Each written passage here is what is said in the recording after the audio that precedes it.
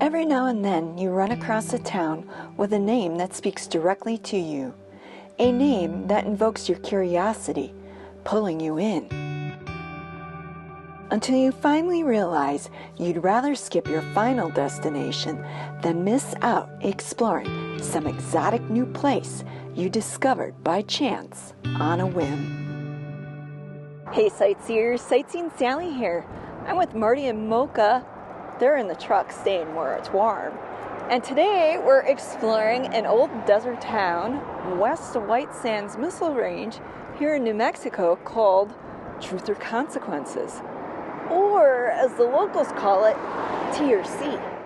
Originally named by the Spanish, who came here in the 1500s as Ojo Caliente de las Palomas, or Hot Springs of the Doves, by the 1800s this area was known simply as Palomas Hot Springs.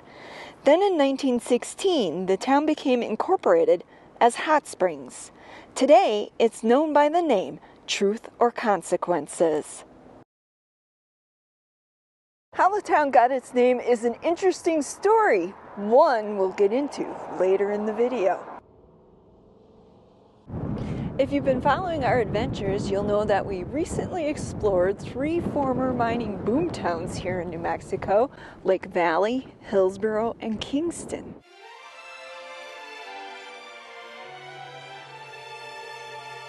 Besides the fact that TRC is the county seat where all 3 of these places reside, and the fact that at one time TRC and Hillsboro once fought over being designated the county seat, there is one other common denominator connecting all 4 of these places together.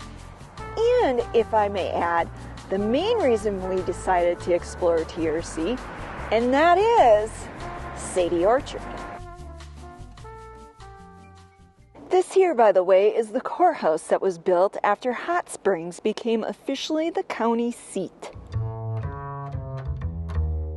If you don't know who Sadie Orchard is, check out our last 3 videos. I'll have them listed for you in the video description in the order that you should watch them. In a nutshell, Sadie is one of southern New Mexico's most colorful women to have existed during the Old West. Considered legendary by some, Sadie tended to the sick during a smallpox epidemic and again during the Spanish flu outbreak of 1918, reportedly cutting up her own satin and silk gowns to be used in lining of coffins of those who died.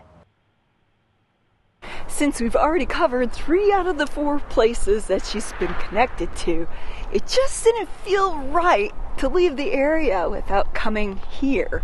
Because basically coming here allows us to tell the rest of Sadie's story. Put her to rest, so to speak. Which is kind of odd if you think about it, because Sadie is known to have only lived in Kingston, Lake Valley, and Hillsboro. So if you're like me, you're wondering, what's the connection to TRC? And we'll get into that momentarily.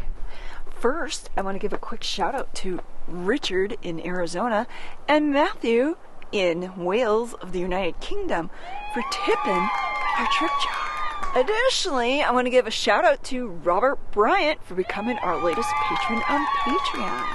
Thanks guys for your generosity in helping us get out to film more of these fascinating places across America. Continuing on, surprisingly, Sadie's story ends here at the Hot Springs Cemetery. Before we go in, I want you to consider this. Sadie lived in the town that directly conflicted with Hot Springs over being the county seat. And as you can imagine, Sadie was no fan of Hot Springs. Yet, she's buried here in Hot Springs Cemetery. How could that possibly be? With a little bit of digging, I was able to determine that in the last few years of Sadie's life, she suffered from some sort of affliction that basically kept her as an invalid in home. And in fact, according to an obituary that was published in the Sierra County newspaper, it says, to quote, Mrs. Sadie Orchard, said to be somewhere between 85 and 90 years of age, passed away last Saturday morning at her home in the weather-beaten and deteriorated remains of her old hotel in Hillsboro, bringing to an end a Although, the historian I talked to said that Sadie actually died here, in Tier C. It's quite possible that perhaps in her last few days she ended up in the hospital here and then passed away. I don't know. In any case, it was well known that Sadie's desire was to be buried in the Hillsborough Cemetery. And definitely not here. In fact, she wanted to be buried next to her friend, her good friend, Tom Ying. You know Tom. He was the one that ended up buying or somehow acquiring the restaurant hotel that Sadie had started in Hillsborough. And if I'm not mistaken, Tom was still alive yet when Sadie passed. I'm guessing the idea was that Sadie would have her grave in the Hillsborough Cemetery, and then Tom, when he passed, would be laid to rest next to her. Yet, she ended up being buried here. From what I understand, the cemetery up in Hillsborough is in an area where underneath is very rocky. Apparently, the soil is so rocky that instead of digging a traditional grave, you need somebody to come along and blast a hole in the ground with, of all things, dynamite.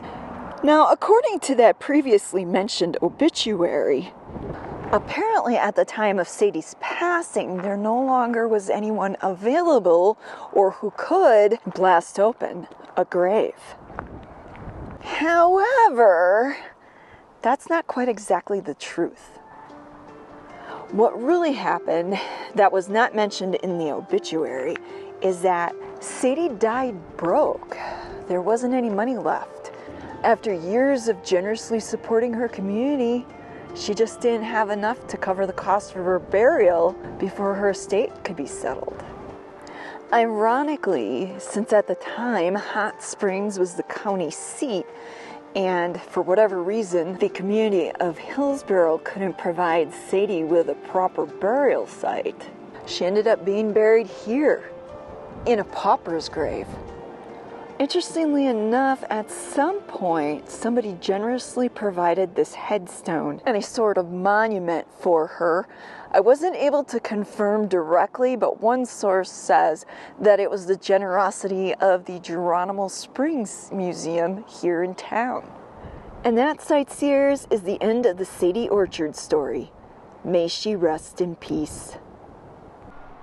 Speaking of Geronimo, the Native Americans were the first to recognize the special properties of the hot springs and considered these waters to be a sacred, neutral source of healing, meaning that opposing tribes could come here to soak, tend to their wounds, and there wouldn't be any fighting, because weapons were simply not allowed. Legend states when Geronimo came here to soak, it was the only time he was unarmed. Now I know some of you are just dying to find out how Hot Springs went from its name of Hot Springs to the current name of Truth or Consequences, and I'll tell you, it has everything to do with this park. Or should I say, the guy that this park is named after. Some of you may or may not be old enough to remember Ralph Edwards. Me personally, don't remember him. But Ralph was a very well-known game show host back in the day. He was also a producer, among other things. And at one time, he hosted a very popular show called Truth or Consequences. I believe it was aired by NBC, and apparently during one of his broadcasts, he had made the promise that the first town in America that would change its name to the name of the show, he would come on out and show the town on his show, or something like that. I'm not quite clear if the show was being broadcast only on radio, or if by then it was on TV. All I know is that here in town, somebody thought it was a great idea, decided that Hot Springs really just needed a boost in getting more tourists here. And so they proposed it to the town, and next thing you know, the town was changing its name. Of course, when Ralph Edwards found out, he made good on his promise, came out here, did a broadcast on the town, and everybody thought that would be it. that the name would be changed back and life would go back to normal, but it didn't. People wanted to keep the name. Over the years, they've tried to change it several times, and each time it's been shot down. And now we're to the point, from what I've been told by the local historian, that it'd just be way too costly to change the name. Interestingly enough, Ralph Edwards did come back. He came back every year for the next 50 years, which was a surprise to the townsfolk. They figured once he came out here and did a show that they'd be long forgotten. No, Ralph loved the town, and thus there's a park named after him. Can you believe that? How cool is that? Like it or not, changing the name is a major part of Truth or Consequences history. One that'll probably always pique the interest of those who end up here. Looking back in Truth or Consequences history, it's interesting to note that the town's landscape can be credited back to the building of the reservoir at Elephant Butte. Construction of Elephant Butte Dam, which started in 1912 and was completed in 1916, the same year that Hot Springs was incorporated, directly impacted development of the town. At one time, the Rio Grande meandered through what is now the downtown of TRC, and hot springs bubbled up naturally in muddy pits along the river. This here is actually a site where the springs once bubbled up out of the ground. Creating Elephant Butte Lake physically diverted the direction of the river from its natural course, which then lowered the shallow aquifer level, drained and dried out the land that eventually became downtown Hot Springs. Who knows what this area would have looked like today if they hadn't created Elephant Butte Dam. Well, there's still some wells around town that are naturally artesian. Nowadays, in most places, you have to physically pump the water up out of the wells. It doesn't just naturally bubble up like it did in the past. Now, obviously, you can't come to Truth or Consequences, formerly known as Hot Springs, without diving into the history of the old bathhouses. From what I understand, the first commercial bath was built in the late 1800s for cowboys at the John Cross Ranch.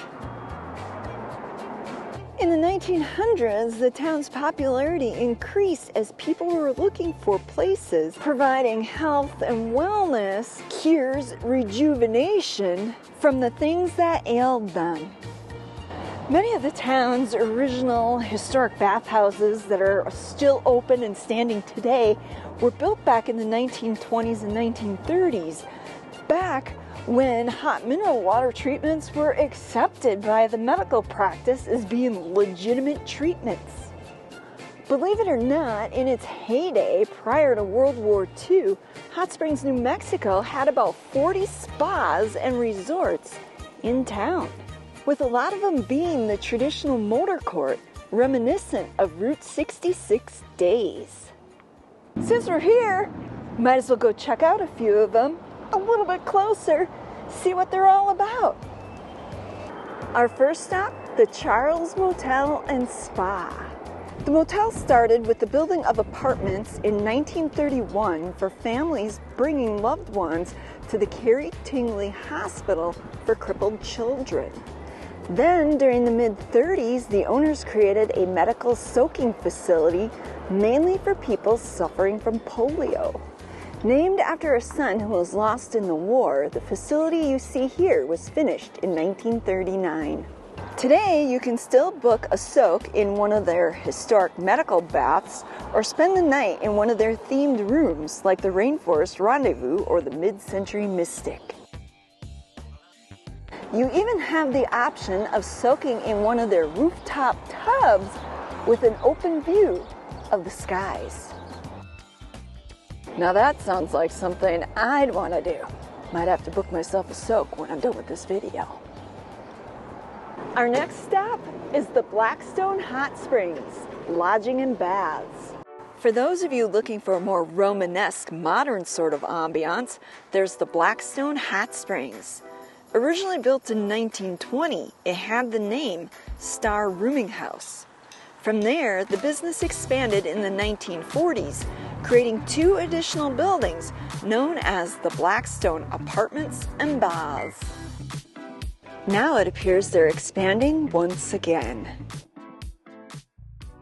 I was talking to somebody in town and they said this is the place you want to come if you want both ambiance and healing. Wow, might have to book myself a soak here too. There are so many different options here in TRC to get your hot springs on that I could actually be here all day. Inevitably somebody's going to say, why did you cover such and such place? That's because there's so many options. There's at least 10 different resort spas, if I'm not mistaken. And then I think I had read somewhere that there are like 50 pools and tubs between private and public here in town. So I imagine some of those private ones are under Airbnb or Vrbo that you can go to. And so really I just picked 3 that I thought had the most interesting history to go with it, but also ones that if I were going to go soak, those would be the places that I'd be more apt to pick. So whether you agree with that or not, I don't know. With so many different choices and a limited amount of time, it's only natural somebody or someplace is going to get left out. Our last stop is Rivers Bend Hot Springs, Mineral Springs Resort and Spa, which is where you can actually sit in a hot springs overlooking the Rio Grande. Originally the home of the Pierce family and their very popular riverside bait shack known as Pierce's Minnows, this was one time the place to get bait if you were a fisherman. They ran the shop until the 70s. And then in the late 80s, a couple with the last name of Forstner bought it, and they ended up drilling a well, buying and transferring commercial water rights from a local old school healer, and a place to get your hot springs on was born.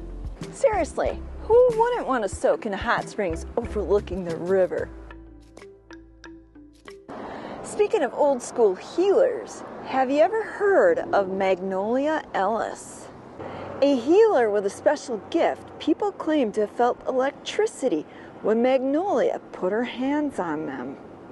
It wasn't unheard of that hundreds of people would come to see Magnolia in a day. From what I understand, her waiting room was large enough to hold 75 people sitting. Many times there'd be standing room only, and then there would be people sitting out here in their cars waiting in the parking lot. Walk downtown or through any of the neighborhoods, you're likely to find some interesting sights. For example, this mural painted on what I believe is an old gas station. Or how about this picker's paradise?